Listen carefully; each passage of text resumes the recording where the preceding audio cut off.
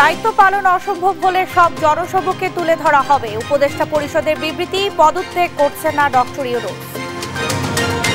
BNP Jamaat এনসিপির সঙ্গে বৈঠক প্রধান উপদেষ্টার। কাল অন্যান্য দলের সঙ্গে বৈঠক, চলমান পরিস্থিতি আলোচনা।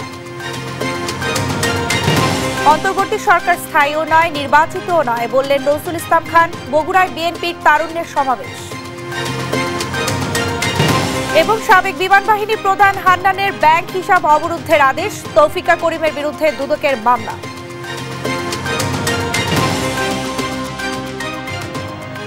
সংবাদ রাতে দেখছিলেন সংবাদ শিরোনাম, সঙ্গে আছে আমি শারমিন নাজরী। এবার থাকছে বিস্তারিত। এদিকে উপদেষ্টা পরিষদের অনির্ধারিত বৈঠকের বিষয়ে বিবৃতি দিয়েছে সরকার। এতে বলা হয়, যদি পরাজিত শক্তির ইন্ধনে এবং বিদেশি ষড়যন্ত্রের অংশ হিসেবে সরকারের উপর আরোপিত দায়িত্ব পালন অসম্ভব করে তোলা হয়, তবে সরকার সব কারণ জনসম্মুখে উত্থাপন করে পরবর্তী সিদ্ধান্ত নেওয়া হবে। বিকেলে প্রধান উপদেষ্টার ফেসবুক পেজে এই বিবৃতি দেওয়া হয়। এতে আরও বলা হয়, বৈঠকে অন্তর্বর্তী সরকারের উপর অর্পিত 3টি প্রধান দায়িত্ব, নির্বাচন, সংস্কার ও বিচার বিষয়ে বিস্তারিত আলোচনা হয়। এতে আরও দেশকে স্থিতিশীল রাখতে, নির্বাচন, বিচার ও সংস্কার কাজ এগিয়ে নিতে এবং চিরতরে এদেশে স্বৈরাচারের আগমন প্রতিহত করতে বৃহত্তর ঐক্য প্রয়োজন বলে মনে করে উপদেষ্টা পরিষদ।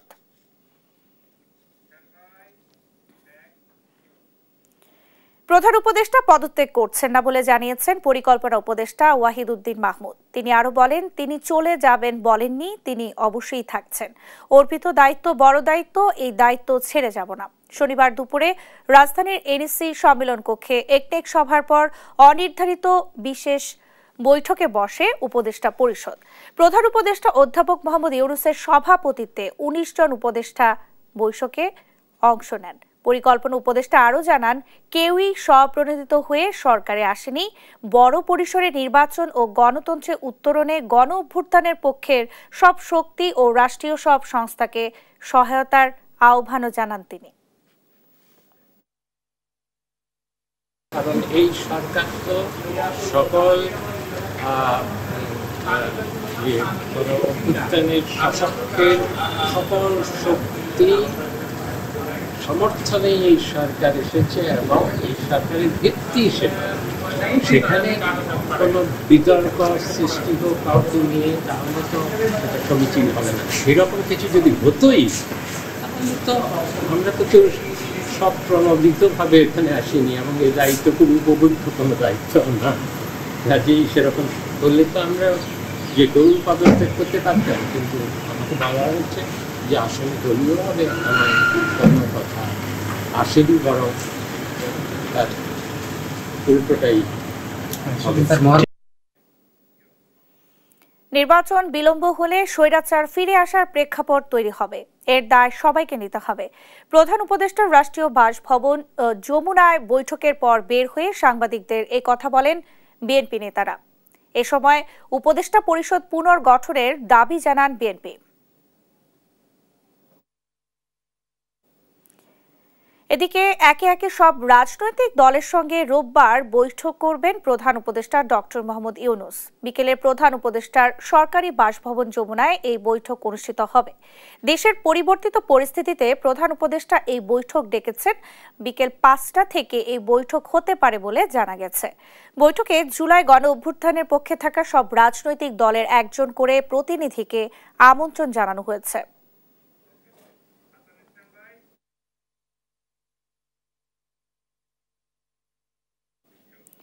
প্রধান উপদেষ্টার সঙ্গে বৈঠকের খবর জানাতে সরাসরি যুক্ত হচ্ছেন সহকর্মী হাসান আল মাহমুদ। হাসান, বিএনপির প্রতিনিধি দল এসেছে কিনা বা বৈঠকের পর আপনি কি জানতে পেরেছেন, আমাদেরকে বিস্তারিত জানাবেন।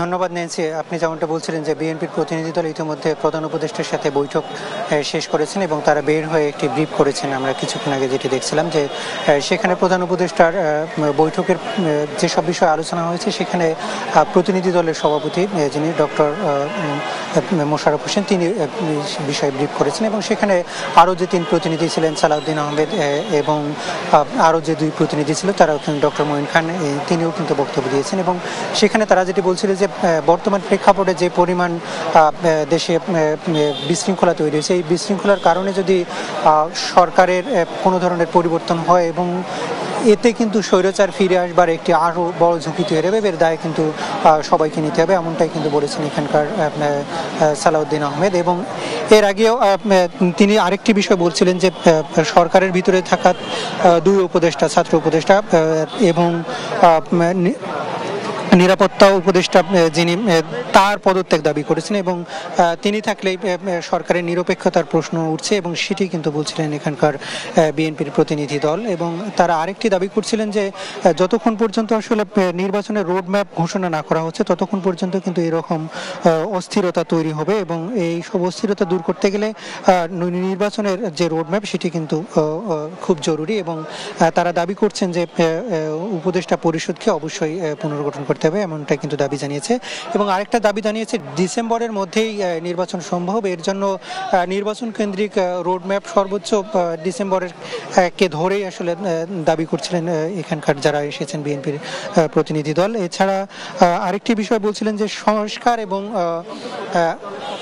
নির্বাচন দুটোই কিন্তু একসাথে চলতে পারে, যেহেতু সংস্কার একটি চলমান প্রক্রিয়া, সেখানে যেই ক্ষমতায় আসুক না কেন, অর্থাৎ বিএনপি কিংবা অন্য কেউ যদি ক্ষমতায় আসে তাহলে সংস্কারের যেসব বাকি বিষয় রয়েছে সেগুলোকে তারা বাস্তবায়ন করবেন, এমনটাই কিন্তু বিএনপির নেতৃবৃন্দ বলেছেন। এছাড়া আরেকটি বিষয় তারা বলছিলেন যে স্বৈরাচারের বিচার, অর্থাৎ গেল 15 বছরে ফেসিবাদী আওয়ামী লীগের সরকারের আমলে যেসব গুম খুন হয়েছে এবং যেসব দুর্নীতি হয়েছে সেসব দুর্নীতির বিচার করতে বিএনপি তৎপর রয়েছে এবং বিএনপি যদি কোনোভাবে নির্বাচন পরবর্তী সময় ক্ষমতায় আসে তাহলে বিএনপি নিশ্চিতভাবেই সেগুলোর বিচার কন্টিনিউ করবে এবং সেটার জন্য যে নিরপেক্ষতা এবং স্বাধীন তদন্ত কমিশন এবং বিচার বিভাগ থাকার কথা সেগুলো তারা বজায় রাখবেন এবং এই প্রক্রিয়ায় কিন্তু তারা বিচার সম্পন্ন করবেন, এমনটাই কিন্তু বলেছেন। এবং এই সময় কিন্তু তারা বিভিন্ন বিষয় আলোচনা হয়েছে, তবে সেসব বিএনপির যে প্রস্তাবনা ছিল লিখিত বক্তব্যের প্রেক্ষাপটে প্রধান উপদেষ্টা কিংবা উপদেষ্টা পরিষদের পক্ষ থেকে কি বলা হয়েছে সে ব্যাপারে কিন্তু বিএনপির পক্ষ থেকে কোনো স্পষ্ট বক্তব্য দেওয়া হয়নি। সেটির জন্য আমরা অপেক্ষা করছি, হয়তো কিছুক্ষণ পরেই প্রেস উইংয়ের পক্ষ থেকে কিছুটা বক্তব্য দেওয়া হতে পারে। এবং আমরা এই মুহূর্তে কিন্তু জামাত ইসলামের সাথে বৈঠক চলছে, এরপরেই সেখানে জাতীয় নাগরিক পার্টি এনসিপি তারাও কিন্তু এসেছেন এবং এনসিপির 4 সদস্যের প্রতিনিধি দল কিছুক্ষণ আগে প্রবেশ করেছে। এর আগে জামাত ইসলামের আমির ডাক্তার শফিকুর রহমান এবং ডাক্তার সৈয়দ আবদুল্লাহ মোহাম্মদ তাহের, যিনি জামাত ইসলামের নায়েবে আমির, তার নেতৃত্বে কিন্তু দুই সদস্যের প্রতিনিধি দল এসেছে, তারাও কিন্তু বৈঠকে বসেছে। এছাড়া আমরা দেখেছিলাম যে এনসিপির পক্ষ থেকে 4 সদস্যের একটি প্রতিনিধি দল এসেছে, সেই প্রতিনিধি দলের নেতৃত্বে ছিলেন এনসিপির আহ্বায়ক নাহিদ ইসলাম, এছাড়া হাসনাত আবদুল্লাহ, সারজি,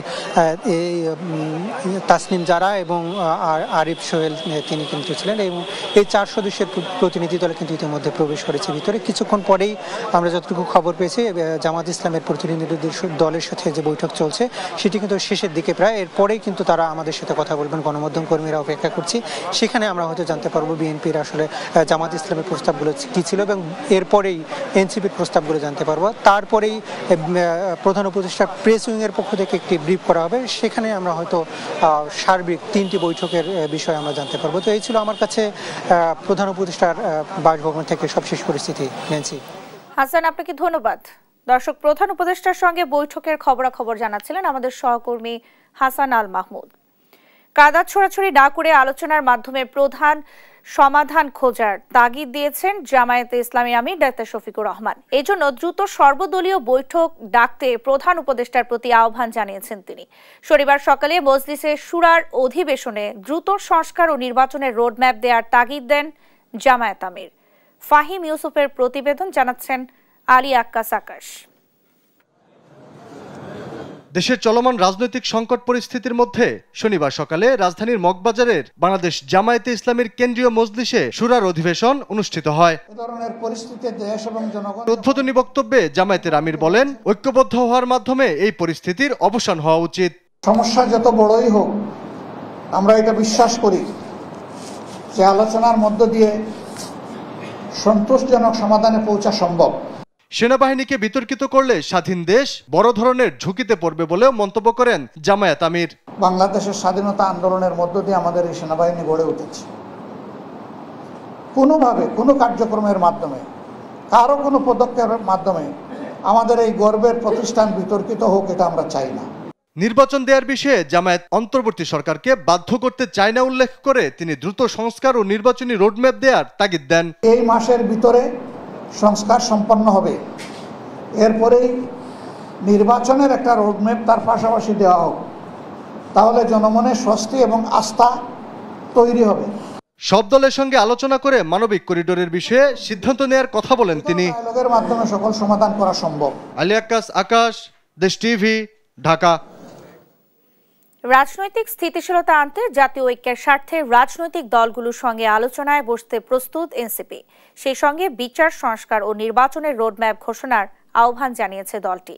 এ সময় রাজনৈতিক বিষয়ে সিদ্ধান্ত দেয়া সেনাবাহিনীর কাজ নয় জানিয়ে আহ্বায়ক নাহিদ ইসলাম বলেন, দুই ছাত্র উপদেষ্টার সঙ্গে সম্পর্ক নেই এনসিপির। আরও জানাচ্ছেন জানাতুল মোহনা। বিএনপি এবং এনসিপি নেতাদের পাল্টাপাল্টি বক্তব্যে গতিপথ বদলে যাচ্ছে রাজনৈতিক দলগুলোর। জাতীয় ঐক্যে তৈরি হয়েছে ফাটল, পদত্যাগের কাদা ছোড়াছুড়িতে বিভ্রান্তি জনমনে। শনিবার দুপুরে রাজধানীর বাংলা মোটরে এনসিপির অস্থায়ী কেন্দ্রীয় কার্যালয়ে সংবাদ সম্মেলন করেন দলটির শীর্ষ নেতারা। বিচার সংস্কার এবং নির্বাচন এই তিনটিরই রোডম্যাপ একসাথে প্রকাশ করা উচিত। জাতীয় রাজনীতিতে আবারও ১-১১ ফিরে আসার আশঙ্কাও জানান এনসিপি নেতারা। বলেন, দেশের রাজনৈতিক সিদ্ধান্ত দেওয়ার এখতিয়ার সেনাবাহিনীর নেই। আমরা 1/11-এর ঘটনা জানি। এই সকল ঘটনা কিন্তু আমাদের গণতন্ত্রের জন্য, আমাদের রাষ্ট্রের জন্য এবং আমাদের সেনাবাহিনী প্রতিষ্ঠান হিসেবে কারোর জন্য কিন্তু কখনোই ভালো ফলাফল নিয়ে আসেনি। বাংলাদেশ বর্তমানে একটি ক্রান্তিকালীন সময় অতিবাহিত করছে। বাংলাদেশের রাজনীতিতে ১-১১-র আভাস আমরা লক্ষ্য করছি। নির্বাচন কমিশনের নিরপেক্ষতা নিয়ে প্রশ্ন তুলে নাহিদ ইসলাম বলেন, আস্থা ফেরাতে না পারলে কমিশন সদস্যদের দায়িত্ব ছেড়ে দিতে হবে। নির্বাচন কমিশন যদি সেই আস্থার জায়গা ধরে রাখতে না পারে, তাহলে এই নির্বাচন কমিশনের পক্ষে একটা সুষ্ঠু নির্বাচন দেওয়া সম্ভব নয়। উপদেষ্টা আসিফ মাহমুদ সজীব ভুইয়া এবং মাহফুজ আলমের পদত্যাগ চাওয়া উদ্দেশ্যমূলক বলে মনে করে এনসিপি। যে দুই ছাত্র উপদেষ্টা অন্তর্বর্তী সরকারে রয়েছে, তাদের সাথে জাতীয় নাগরিক পার্টির কোনো সম্পর্ক নেই। জান্নাতুল মোহনা, দেশ টিভি সংবাদ রাত। অন্তর্বর্তী সরকার স্থায়ীও নয়, নির্বাচিতও নয় উল্লেখ করে অবিলম্বে নির্বাচন দিয়ে বিদায় নেয়ার দাবি জানিয়েছেন বিএনপি স্থায়ী কমিটির সদস্য নজরুল ইসলাম খান। বলেছেন, কোন রাজনৈতিক দলকে সংগঠিত করতে সময় দিতে রাজি নয় দেশের জনগণ। রংপুর ও রাজশাহী বিভাগের সমন্বয়ে আয়োজিত তারুণ্যের রাজনৈতিক অধিকার প্রতিষ্ঠার সমাবেশে অংশ নিতে প্রতিকূল আবহাওয়া উপেক্ষা করে খণ্ড খণ্ড মিছিল নিয়ে বগুড়ার কেন্দ্রীয় ঈদগাহ মাঠে আসেন বিএনপির ৩ অঙ্গ সংগঠন, ছাত্রদল, যুবদল ও স্বেচ্ছাসেবক দলের নেতাকর্মীরা। ভোটের অধিকার প্রতিষ্ঠা না হওয়া পর্যন্ত রাজপথের আন্দোলন সংগ্রামে অংশ নিতে সবাইকে ঐক্যবদ্ধ থাকার আহ্বান জানান অঙ্গ সংগঠনের নেতারা। এই বাংলাদেশের ছাত্র যুবক তরুণরা সেই আন্দোলনকে সঠিক সমাপ্তির দিকে নিয়ে যাবে। ভোটের অধিকার প্রতিষ্ঠিত করে ইনশাআল্লাহ ধরে নিয়ে যাবে ইনশাআল্লাহ। এ সময় বিএনপির সিনিয়র যুগ্ম মহাসচিব রুহুল কবির রিজভী অভিযোগ করেন, নির্বাচন চাওয়া অপরাধ হিসেবে প্রতিষ্ঠা করতে চাইছে অন্তর্বর্তী সরকারের কিছু উপদেষ্টা।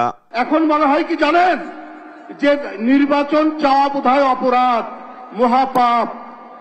উপদেষ্টাদের কথা উপদেষ্টারা আমাদেরকে শেখায়। দলের স্থায়ী কমিটির সদস্য নজরুল ইসলাম খান বলেন, সংস্কার প্রয়োজন, তবে সব সংস্কার সম্পন্ন করা অন্তর্বর্তী সরকারের কাজ নয়। গণতন্ত্র ফিরিয়ে আনাই প্রধান কাজ, জনগণকে তার অধিকার ফিরিয়ে দেওয়াই প্রথম কাজ, জনগণের নির্বাচিত সরকার প্রতিষ্ঠায় প্রথম কাজ, জনগণের কাছে দায়বদ্ধ সরকার প্রতিষ্ঠা প্রথম কাজ, জনগণকে জবাবদিহিতা করতে বাধ্য এমন একটা সরকার প্রতিষ্ঠায় প্রথম কাজ। গণতন্ত্র ফিরিয়ে দেয়া অন্তর্বর্তী সরকারের প্রধান কাজ দাবি করে নির্বাচনের জন্য সময় অপচয়ের কোনো কারণ নেই বলেও মন্তব্য করেন নজরুল ইসলাম খান। অত্যাচারিত হয়েছে, নির্যাতিত হয়েছে, আহত হয়েছে, জেল খেটেছে, পালিয়ে বেরিয়েছে, সর্বহানির শিকার হয়েছে। সেই এক দফার অবশিষ্ট কাজ 1 নম্বর, সেটাই প্রথম করতে হবে। প্রতিকূল আবহাওয়া উপেক্ষা করে সমাবেশে আসা নেতাকর্মীরা বলছেন, যে কোনো উপায়ে নিশ্চিত করতে হবে দীর্ঘদিন অধিকার বঞ্চিত তরুণ প্রজন্মের রাজনৈতিক অধিকার, ভোটাধিকার। সাইফুল রিপন, দেশ টিভি, কেন্দ্রীয় ঈদগাহ মাঠ, বগুড়া। ইশরাকের শপথের রিট খারিজের পর সামাজিক যোগাযোগ মাধ্যমে উচ্চ আদালতের মর্যাদা হানিকর মন্তব্য করার অভিযোগে জাতীয় নাগরিক পার্টির উত্তরাঞ্চলের মুখ্য সংগঠক সার্জিস আলমকে আইনি নোটিশ দেওয়া হয়েছে। শনিবার সুপ্রিম কোর্টের আইনজীবী মোহাম্মদ জসিমউদ্দিন এই নোটিশ দেন। নোটিশে সার্জিস আলমকে সুপ্রিম কোর্টের রেজিস্ট্রার জেনারেলের মাধ্যমে প্রধান বিচারপতির কাছে লিখিত নিঃশর্ত ক্ষমা চাইতে বলা হয়েছে। এর আগে গত 22 মে বিএনপি নেতা ইশরাক হোসেনকে ঢাকা দক্ষিণ সিটি কর্পোরেশনের মেয়র হিসেবে শপথ না পড়ানোর নির্দেশনা চেয়ে দায়ের করা রিট খারিজ করেন হাইকোর্ট। ওই দিন সার্জিস আলম তার ভেরিফাইড ফেসবুক অ্যাকাউন্টে একটি পোস্ট করেন, যেখানে তিনি লিখেন, মব তৈরি করে যদি হাইকোর্টের রায় নেওয়া যায় তাহলে এই হাইকোর্টের দরকার কি? উচ্চ আদালতের মর্যাদা হানিকর এমন মন্তব্য করার অভিযোগে তাকে এই আইনি নোটিশ দেয়া হয়।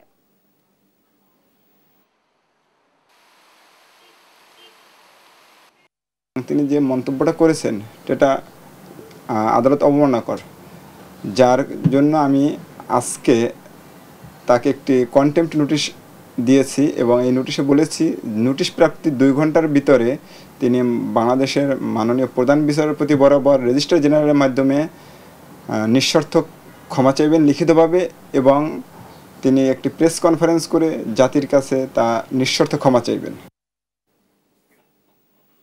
সাবেক আইনমন্ত্রী আনিসুল হকের ঘনিষ্ঠ তৌফিকা আফতাব ওরফে তৌফিকা করিমের 88টি হিসাবে 374 কোটি টাকা সন্দেহজনক লেনদেনের অভিযোগে মামলা করেছে দুর্নীতি দমন কমিশন দুদক।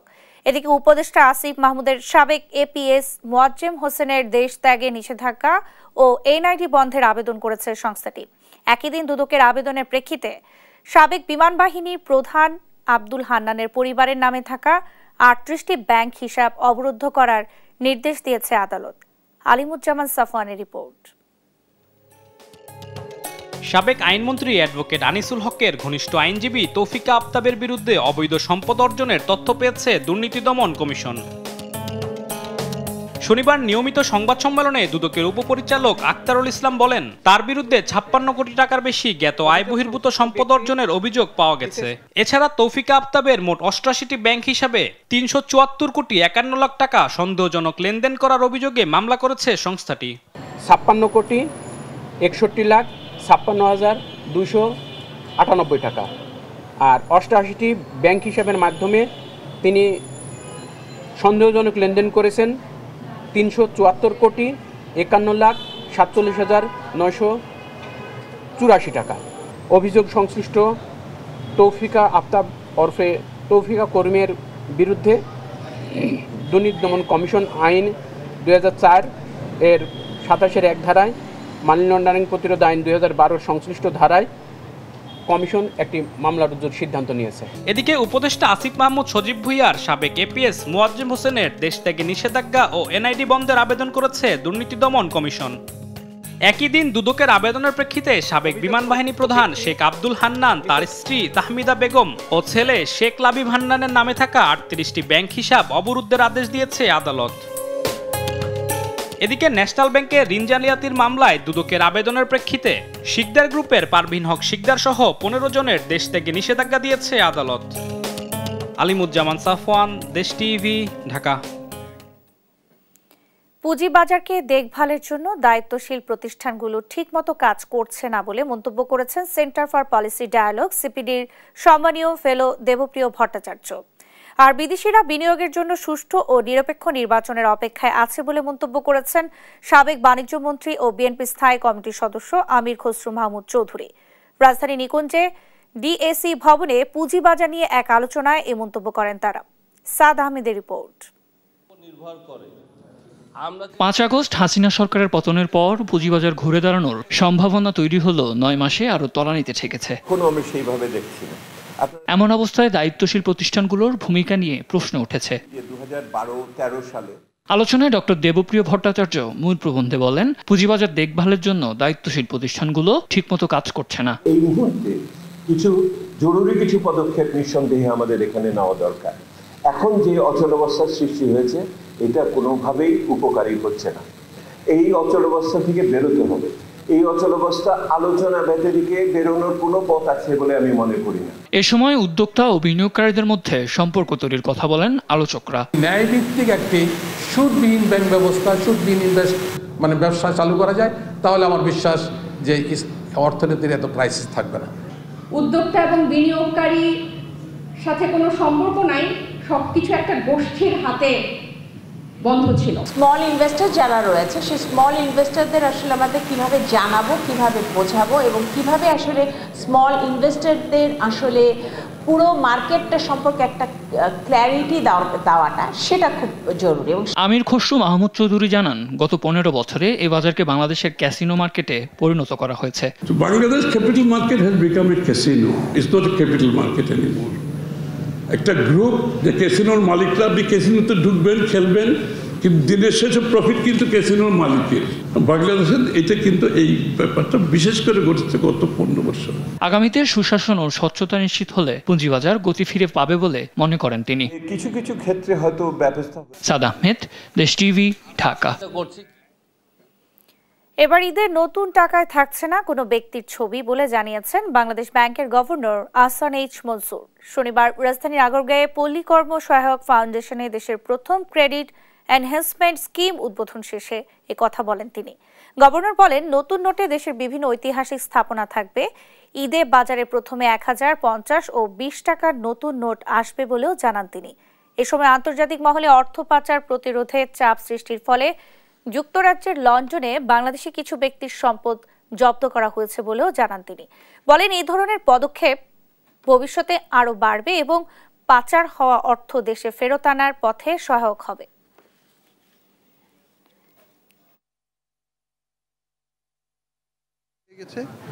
তিনটে নোট আসছে বাজারে খুব শীঘ্রই। সেটা হচ্ছে 1000 টাকার নোট, 50 টাকা আর 20 টাকা। এটা আমরা ঈদের আগেই পাবেন আপনারা দেখতে। এবং এখানে কোনো ব্যক্তির ছবি থাকবে না। এখানে আমাদের প্রাকৃতিক দৃশ্য, আমাদের কিছু ঐতিহ্যবাহী ভবন ইত্যাদি এইসবই থাকবে। আমি মনে করি যে একটা চাপ সৃষ্টি হয়েছে। সেই চাপেরই ফলশ্রুতিতে আজকে আমরা দেখলাম যে কিছু ব্রিটিশ ক্রাইম এজেন্সি, যেটা এনসিএ বলে, তারা কিছু অ্যাসেট ফ্রিজের দিকে গিয়েছেন। এটা খুবই এনকারেজিং জিনিস। এটা আরও সামনের দিকে আরও বেগবান করতে হবে।